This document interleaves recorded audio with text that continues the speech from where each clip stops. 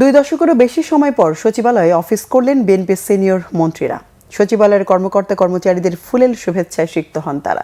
স্থানীয় সরকার মন্ত্রণালয়ের দায়িত্বপ্রাপ্ত মন্ত্রী মির্জা ফখরুল ইসলাম আলমগীর বলেছেন, দ্রুত সময়ের মধ্যে স্থানীয় সরকারের নির্বাচনও দেয়া হবে। আর শিক্ষামন্ত্রী ডক্টর এহসানুল হক মিলন বলেছেন, শিক্ষা ব্যবস্থার আমূল পরিবর্তন শুধু লং জাম্প নয়, পোল ভল্ট জাম্প দেওয়া হবে। বিএনপি ঘোষিত ইশতেহার বাস্তবায়নে এবং জনগণের প্রত্যাশা পূরণে কাজ করার অঙ্গীকার সিনিয়র মন্ত্রীদের। মুহিবুল্লাহ মুহিবের রিপোর্টে বিস্তারিত। মন্ত্রিসভার শপথ গ্রহণের পর প্রথম দিনের মতো দেশের প্রশাসনের সর্বোচ্চ কেন্দ্র সচিবালয়ে যান সিনিয়র মন্ত্রীরা। এর আগে 2001 থেকে 2007 সালে বিএনপি সরকারের মন্ত্রিসভায় যারা ছিলেন তাদের অনেকেই দীর্ঘদিন পরে এলেন পুরনো কর্মস্থলে। সিক্ত হলেন কর্মকর্তা কর্মচারীদের ফুলেল শুভেচ্ছায়। স্থানীয় সরকার মন্ত্রী মির্জা ফখরুল ইসলাম আলমগীর জানালেন, বিগত আওয়ামী লীগ সরকারের সীমাহীন দলীয়করণে ভেঙে পড়া প্রশাসনিক ব্যবস্থা সঠিক পথে নিয়ে আসাই নতুন সরকারের প্রথম এবং প্রধান কাজ। স্থানীয় সরকার নির্বাচনগুলো আয়োজনের ইঙ্গিত দেন তিনি।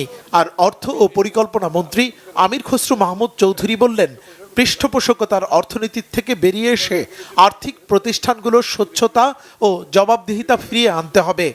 বাংলাদেশের অর্থনীতি সকল মানুষের জন্য হতে হবে, লেভেল প্লেইং ফিল্ড থাকতে হবে এবং বাংলাদেশের প্রতিটি মানুষের যাতে সুযোগ থাকে অর্থনীতিতে অংশগ্রহণ করার জন্য এবং অর্থনীতির সুফল যাতে তাদের কাছে যায়।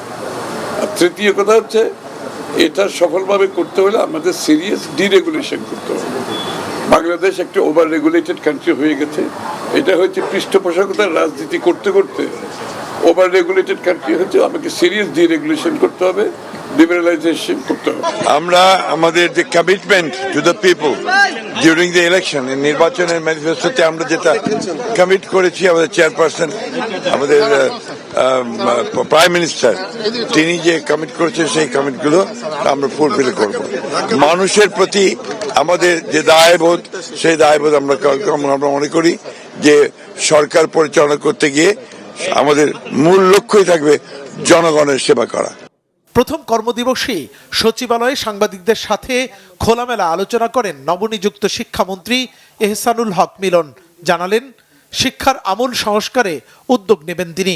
আর সংস্কৃতি বিষয়ক মন্ত্রী নিতাই রায় চৌধুরী বললেন, গত 17 বছরে দেশের শিক্ষা, সংস্কৃতি ও অর্থনীতিকে ধ্বংস করেছে ফ্যাসিবাদী সরকার। এসব সেক্টরে স্থিতিশীলতা ফিরিয়ে আনাই নতুন সরকারের প্রধান লক্ষ্য। আমরা 2001-এর দায়িত্ব পাওয়ার পরে নকল প্রতিরোধ হয়েছিল এবং প্রশ্নপত্র ফাঁস বন্ধ হয়েছিল। সেগুলি তো চলেই গিয়েছে, সেগুলি আর পুনরাবৃত্তি হবে বলে আমি বিশ্বাস করি না। আর জাম্প বলতে যেটা বুঝছেন, হ্যাঁ, আমাদের এডুকেশন সেক্টরে আমাদের শুধু হাই জাম্প না, পোল ভল্ট জাম্প দিতে হবে, এটি আমি বিশ্বাস করি। 2001 হতে 2006 আমি দায়িত্বে ছিলাম, তখন কোনো দুর্নীতি হয়নি। আমরা আবার এসছি, অতএব তারা কি করেছে তার জবাবদিহিতা আমার দেওয়ার নয়, কিন্তু আমরা করিনি তার প্রমাণ রয়েছে এবং আমরা এসছি, হবে না, এটাই আপনি ধরে নিতে পারেন। আমাদের অর্থনীতি যার মূল বুনিয়াদটাকে ভেঙে ফেলা হয়েছে। এখানে সমস্ত আর্থিক প্রতিষ্ঠানগুলো, ব্যাংক, বিমা, অর্থ লগ্নিকারী প্রতিষ্ঠান, সব কিছু লুটপাট করে ধ্বংস করা হয়েছে।